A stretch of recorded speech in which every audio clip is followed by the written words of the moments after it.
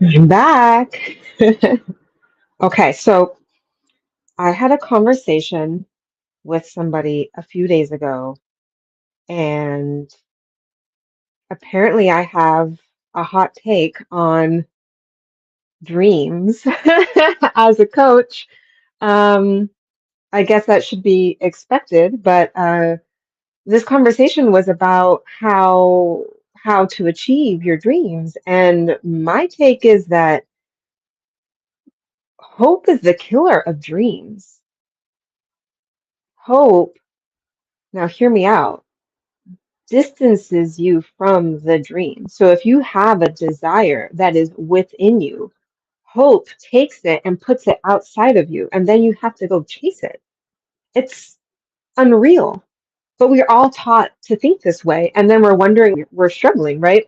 So I wanted to drive this point home and help maybe anybody who's watching see this a little differently and just welcome you into my brain.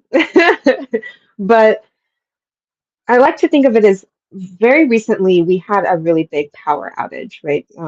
So there were people in the area that were out of power for days. I was out of power for days. And this is what really made me realize why hope is the wrong feeling for going after goals. When we are hoping something will happen, it's like we feel powerless. We feel like we're waiting. We feel like we have to receive from on high, right? So, imagine the power's out, and you're like, I hope the power comes back on soon, right? So, that's the feeling of hope. It's like a dissonance. Whereas the solution or the way forward is actually knowing. I know the power will come on eventually. I know it will come on soon.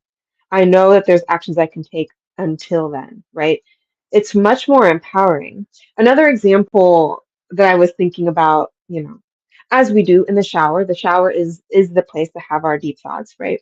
So I was thinking about further, and it's like, imagine you want food to arrive at your door. Okay. If I want food to arrive at my door, I don't go hope.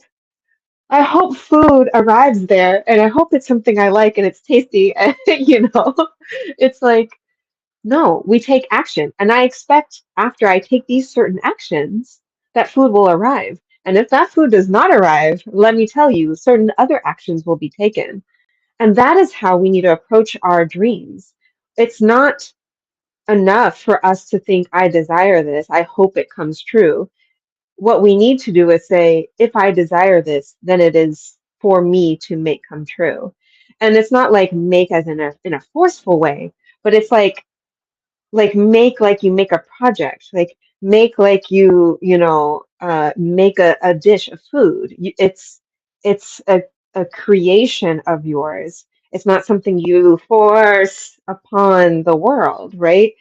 And that, I think, is the big distinguishing factor between people who are able to get after and chase and enjoy the process of their achieving their dreams and get those goals. So it's how I have always achieved my goals. The goals I haven't achieved are the ones that I wasn't actually trying to create with this inner enjoyment and belief. It was something I hoped for and chased and made outside of me. So it's like, okay, well, how do you switch gears, right? It's like you've been hoping for so long and then now you expect it. Like, how do you switch gears? Don't worry. I thought about this too. Thanks, shower. So here's how it works. We have a little part of our brain called the reticular activating system. Super cool. What it does is it filters the subconscious into the conscious, right? So this is what happens when you see you buy a white car and then you see that white car everywhere, right? That's the reticular activating system at work. So what we need to do is tell ourselves that it's possible, right? And say okay, if people are doing that, I can do it too, and it will inspire us. But we can't really have the subconscious and conscious mind talking to each other until we have um, rested, for one, but for two, learn to really trust ourselves and trust our intuition, right? That is what intuition essentially is. It's our ability to trust when our subconscious mind and our conscious mind have made a connection for us.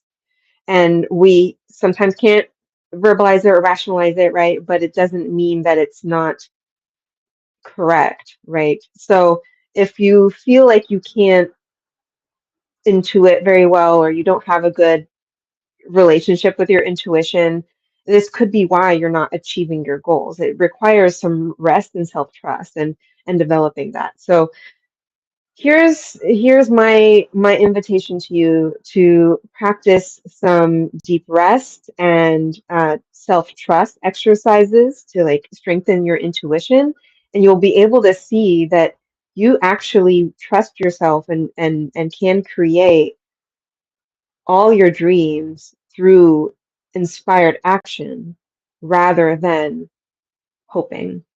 So there's my thought. Welcome to my brain. I hope you all have a beautiful night.